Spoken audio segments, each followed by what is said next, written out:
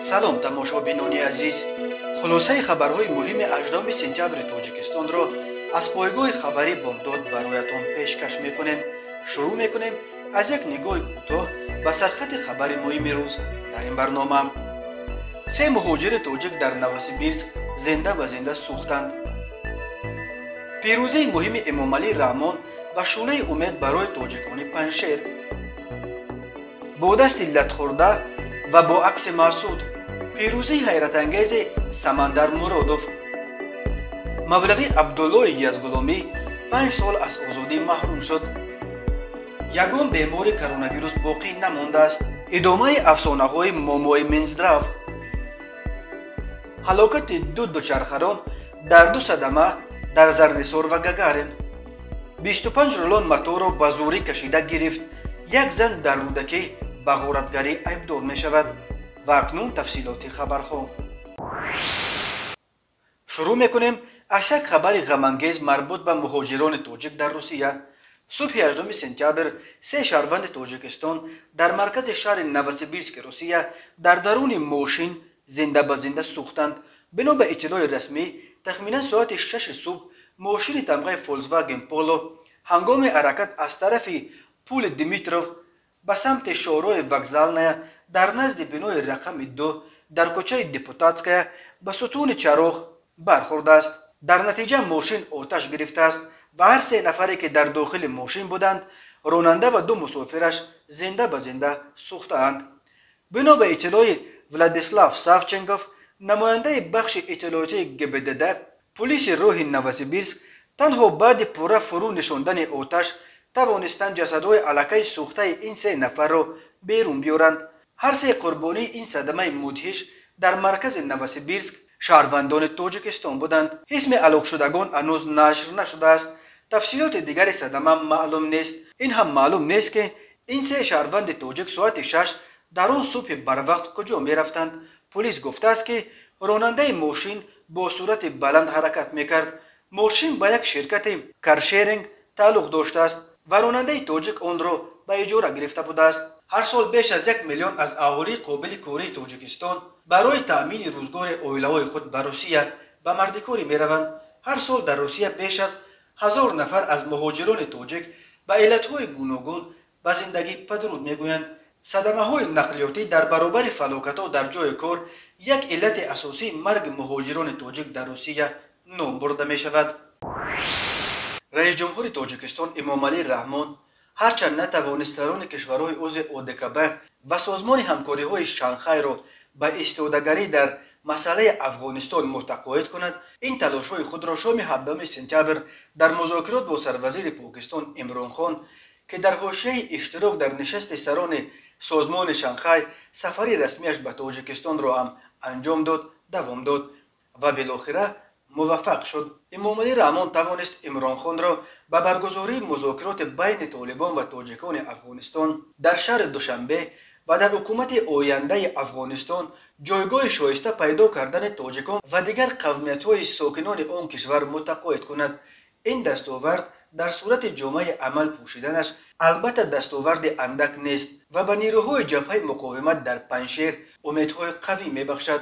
аз тарафи дигар Тоҷикистон дар сатҳи байналмилалӣ ҳамчун ҳомии манфиатҳои тоҷикони Афғонистон низ пазируфта шуд, ки ин боз як натиҷаи муҳими тафовуқоти ба даст омада дар мулоқоти Эмомалӣ Раҳмон бо Имрон Хон аст. дар мулоқот Раҳмон бо Имрон Хон масоили ҳамкориҳои дуҷонибаи Исломободу Душанбе ҳам матраҳ шуданд. вале мавзӯи асосӣ ки таваҷҷӯҳи ҳамаро ба худ кашида буд, бидуни шак мавзӯи Афғонистон буд. Покистонро ҳомии асосии ҳаракати тунрави Толибон ва манфиатҳои қавмии пуштун ном мебаранд. Тоҷикистон ба навбати худ дар ҳоли ҳозир аз ҷумлаи ангушумор кишварҳоест ки сулати Толибонро напазируфт ва сароҳатан аз ҷабҳаи муқовимати миллии Афғонистон ки мурраи асосияшро тоҷикҳо ташкил медиҳанд пуштибонӣ мекунад. Эмомалӣ Раҳмон, президенти Тоҷикистон, шоми 7 сентябр дар пайи музокироташ бо сарвазири Покистон Имрон Хон натиҷаи асосии ин мулоқотро чунин эълон кард: ҳарчи тезтар аз байн бурдани низоъ ва ташаннуш дар вилояти Паншер тавассути эълон кардани оташпаз ва кушодани роҳҳо барои таъмини кӯмакҳои башардӯстона ба мардуми ин минтақа аз вазифаҳои муҳимтарини имрӯз мебошанд. توجیکستان و پاکستان به موافقه رسیدند که تمام کوشش‌های خود را برای رسیدن به این هدف‌ها سفربر خواهند کرد. ما به اتفاقی رسیدیم که برای در شهر دوشنبه گذرانیدن گفت و شنیدها بین طالبان و تاجیکان مساعدت خواهیم نمود. امامعلی رحمان بار دیگر اظهار امید کرد که صلح و ثبات در این کشور همسایه هرچه زودتر برقرار گردیده منفعت‌های تمام گروه‌های سیاسی و قومی در افغانستان به اعتبار گرفته می‌شوند. ما جانبدار حکومت فراگیر در آن کشور با اشتراک نمایندگان تمام گروه‌های اجتماعی میباشیم. همزمان ما تاکید بر آن کردیم که در حکومت فراگیر تاجیکان و دیگر قومیت‌ها جایگاه شایسته داشته باشند، گفت پرزیدنت تاجیکستان. عمران خان در نشست خبری مشترکشان با امامعلی رحمان گفت استقرار هرچه زودتر صلح در افغانستان به منفعت نه فقط تاجیکستان و پاکستان بلکه به منفعت تمام دنیاست. او از آن اظهار قناعتمندی کرد که انتقال قدرت در افغانستان به صورت عموم بدون خونریزی و خشونت زیاد و سرازیر شدن سیل پناهجویان انجام شد، ولی افزود یک مسئله که پاکستان و تاجیکستان را نگران کرده است این مسئله نزاع در پنجشیر بین تاجیکان و طالبان می باشد. عمران خان در این رابطه گفت ما توافق کردیم که جانب تاجیکستان با استفاده از نفوذ تأثیر خود به تاجیک‌های افغانستان تمام کوشش را به خرج خواهد داد و ما از طرف خود با تأثیری که به پشتوها و طالبان داریم تمام کوششمان را خواهیم کرد که صلح و آشتی در افغانستان از راه مکالمه و گفتگو به دست بیاید. دست دخالت پاکستان در امور افغانستان به خصوص در پی به پیروزی رسانیدن جنگیان طالبان مسئله است که ساکنان تاجیکستان به باد تند انتقاد میکشند. در عرفه سفر عمران خان به دوشنبه یک گروه فعالان از حکومت تاجیکستان خواستند که این سفر را به نشان اعتراض لغو کند. دادگاه شهر خاروق عبدالله بیک قوتبیکوف معروف به مولوی عبدالله یزگلومی را برای دعوت به افراطگرایی طریق اینترنت به مهلت 5 سال و 2 شاگردش را به 4.5 سالی روانه زندان کرد. نزدیکان قوتبیکوف حکم را ناعادلانه خواندند. یک منبع از دادگاه خاروق روز 7 سپتامبر به شرکت ذکر نکردن نامش گفت 2 تن از شاگردان او نیز به 4.5 سالی زندان محکوم شدند. و گفت او امامالدین علیف و نظرالدین شکوروف همدیگان عبدالله بیک قوتبیکوف بودند. مولوی عبدالله یزگلومی با درخواست مقامات ولایت مختار کوهستان بدخشان نیمه ماه ایون در دوشنبه بازداشت شده بود. قوتبیکوف برادر عبدالله بیک روز 7 سپتامبر به رادیوی آزادی گفت در دادگاه او حکم را ناعادلانه خواند. در سخن آخرش گفت که فقط برای دولت و کشورش خدمت کرد و وقتی پرزیدنت گفت که جوانان دانشجو از ایران آورده شوند 10 نفر با تشویق او برگشتند. در معرکه دعوت جوانان به ارتش جوانان دیگر را دعوت میکرد که به خدمت روند. او گفت که نخود برای 2 نوار خدمت‌های دیگری او را به نظر نگیرند و زندانیش کنند. گفت قوتبیکوف برادرش گفت که از حکم دادگاه به زینه بالایی شکایت خواهند برد. عبدالله قوتبیکوف مولوی عبدالله یزگلومی روز 8 ایون این سال همراه با برادرش عزت‌الله قوتبیکوف در دوشنبه دستگیر شد. گفته میشد هنگام گفتگو از خانه آنها در دوشنبه تعداد ادبیات مذهبی و همچنان $80,000 پول نقد یافته با خود بردند. نزدیکانش گفتند این پول سه بود که آنها از ونج برای فروش به پایتخت آورده بودند. برادر مولوی عبدالله یزگلومی را پس از یک هفته رها کردند. خود او را به مرکز ولایت بدخشان بردند. مولوی عبدالله یزگلومی زاده جماعت یزگلوم نویه ونج بوده. در این نویه از اعتبار خاص برخوردار است. نوارهای زیادی از مویزه های او در شبکه‌های اجتماعی نشر شده است، ولی معلوم نیست که کدام از آنها را مقامات دعوت برای افراطگرایی عنوان کرده است. تماشابینان عزیز، یادآور می‌شویم خلاصه مهمترین اخبار تاجیکستان را از پایگاه خبری بامداد تماشا دارید. برنامه را ادامه می‌دهیم. رزمنده جوان و آینده‌دار تاجیک سمندر مرودوف شب 17 به 18 سپتامبر در مسابقات AFC که به یاد عبدالمناف نورمحمدوف پدر و مربی وقید رزمنده شورتیار داغستانی حبیب نورمحمدوف بخشیده شده بود، صاحب جای اول و عنوان قهرمان این مسابقات شد.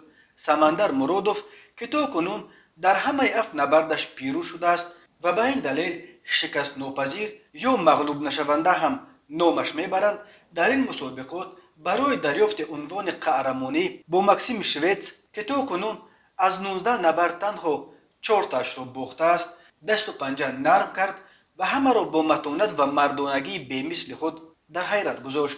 گپ سر آن است که در دور سوم نبرد کتف راست پهلوان تاجیک برآمد و با وجود چنین سخت لت خوردنش او با یک دست نبرد را تا دور چهارم ادامه داده و پیروزی به دست آورد. سمندر مرادوف هنگام اعلان نام غالب مسابقه مخلصان خود را بازم بیشتر به وجد آورد، چونکه هم او و هم اعضای دیگر دستش همه فوتبالکاها را با عکس‌های احمدشاه مسعود و پسرش احمد مسعود به تن کرده و با این همراه خود را با نیروهای جبهه مقاومت ملی افغانستان که به ضد طالبان می‌جنگد به نمایش گذاشتند. در روزهای آخر این بار اول نیست که ورزشگران تاجیک در مسابقات بین المللی همراهی خود را با تاجیکان افغانستان به نمایش می‌گذارند. روز 11 سپتامبر رزمنده تاجیک شهباز میرزازاده که در مسابقات RBM مشت روسی در سنت پترزبورگ غالب آمد، برای نمایش همبستگیش به مردم پنجشیر نیز فوتبالکا با عکس احمد مسعود پسر احمدشاه مسعود و رهبر جبهه مقاومت ملی افغانستان را به تن کرد. وزارت تندرستی تاجیکستان شام 17 سپتامبر آخرین ارقام مربوط به وضع پاندمی کرونا ویروس را در جمهوری نشر کرد. بنا به این امور رسمی در یک شبانه روز آخر در تاجیکستان یگان حالت نو سرایت شهروندان به کرونا ویروس یا مرگ بیماران از این بیماری مشاهده نشد. در کشور یگان بیمار کرونا ویروس نیز باقی نمانده است. وزارت تندرستی اینک 5 روز باز پی هم درباره آشکار نشدن حالت‌های نو کرونا ویروس حسابات می‌دهد و 16 سپتامبر ادعا دارد که در تاجیکستان یگان بیمار کرونا ویروس باقی نمانده است. منتقدان به این ادعای وزارت تندرستی باور نمی‌کنند و می‌گویند این نهاد به کدام دلیل نوروشن دیگرباره همان سیاست اشتباهی پنهان کردن وضع واقعی پاندمی را پیش گرفته است.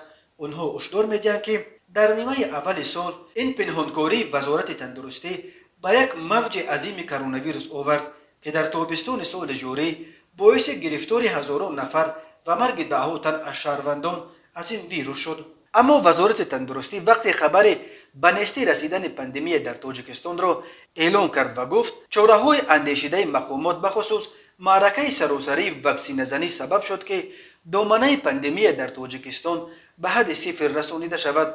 به حساب وزارت بیش از 2 میلیون از اهالی کلانسال کشور حداقل یک وایه واکسینه و بیش از 1 میلیون نفر هر دو وایه واکسینه را الکی گرفتند. طبق نقشه ملی قرار است که در تاجیکستان همه 5.8 میلیون اهالی سنشان از 18 بالا از کرونا ویروس واکسینه بگیرند. برای این نزدیک 12 میلیون وایه واکسینه لازم است. تاجیکستان تا امروز توسط برنامه کوواکس به طور رایگان نزدیک 5 میلیون وایه واکسینه ضد کرونا ویروس را رایگان به دست آورده است. و حالا یک مرور کوتاه به خبرهای کریمینالی روز. کارمندان میلیتیا یک زن 48 ساله ساکن جماعت شهرک سامانیان مرکز نوعه رودکی را با گمان صادر نمودن جنایت غارتگری دستگیر کردند.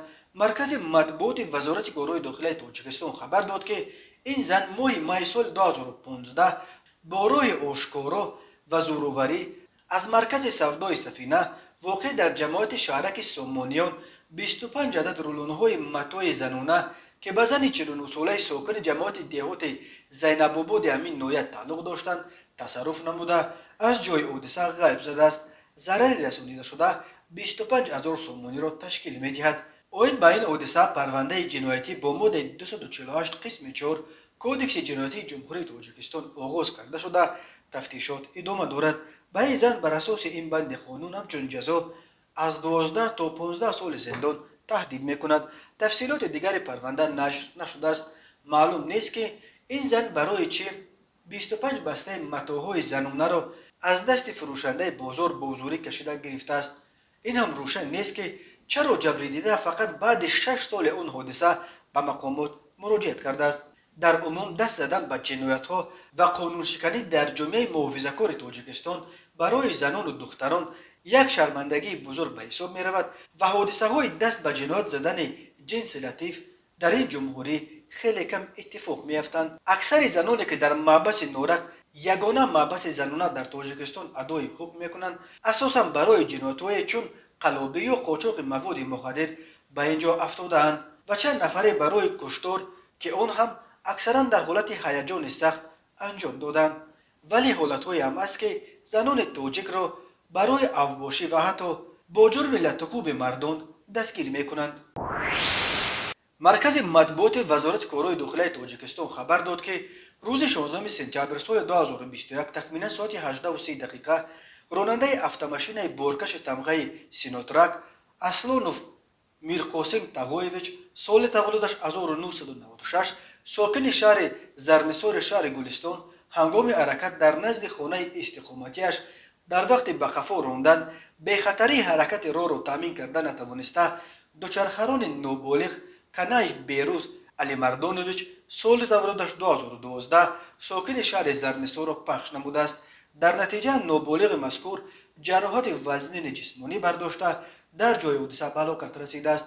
мутаассифона санаи 16 сентябр соли 2021 тахминан соати 18:00 ронандаи автомашинаи тамғаи Деусиело Содиров Ҳикматулло Сафарбекович соли таваллудаш 2001 сокини ҷамоати деҳоти Менатободи ноҳияи Кушониён ҳангоми ҳаракат бо суръати баланд از سمت مرکز نویه کوشونیان به سمت شهر بختار واقع در حدود دهه گاگارین جماعت دیهات مینتاباد نویه مذکور به سمت مقابل راه برآمده از عهده اداره واسطه نقلیات نبرآمده به автомашین تمغه اوپل ویکتور تحت اداره راننده صاحبوف نظامجان اوکتامویچ سال تولدش 1995 ساکن نویه بخش برخورده. بعدا به قسمت پیش автомашین دوچرخران خولنظرов امرالی امرولویویچ سال تولدش 1969 ساکن جماعت دیهات مینتاباد را پخش نموده است. در نتیجه دوچرخران خالقنظرов جراحات وزنین جسمانی برداشته در بیمارخانه به هلاکت رسیده است. از روی این حادثه ها تحقیقات ادامه دارد. هر سال بر اثر صدمه ها در راههای تاجیکستان تا 400 نفر به هلاکت رسیده بیش از 1200 تن دیگر معیوب می شوند. تماشابینان عزیز، این بود مرور به خلاصه چند خبر مهم امروز تاجیکستان. خبر و گزارش‌های بیشتر از تاجیکستان و درباره تاجیکستان و اطراف آن را در سامانه پایگاه خبری بامداد در این نشانه پیگیری نمایید. www.bomdad.com خوش باشید.